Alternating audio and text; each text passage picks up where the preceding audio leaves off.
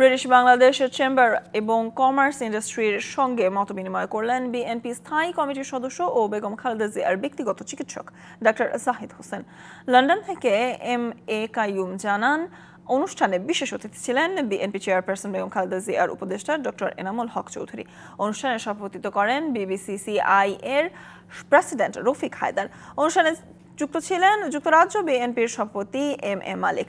সভা পরিচালনা করেন বিবিসিসিআই এর প্রেস সেক্রেটারি মিসবাহ চৌধুরী। অনুষ্ঠানের প্রধান অতিথি ছিলেন জানান, লন্ডন ক্লিনিকের চিকিৎসকদের হোম ভিজিটের মাধ্যমে বেগম জিয়ার চিকিৎসা চলছে বড় ছেলে ও বিএনপির ভারপ্রাপ্ত চেয়ারম্যান তারেক রহমানের বাসায়। বর্তমানে তিনি অনেকটাই সুস্থ রয়েছেন এবং দেশে যাওয়ার ব্যাপারে খুবই উদ্গ্রীব।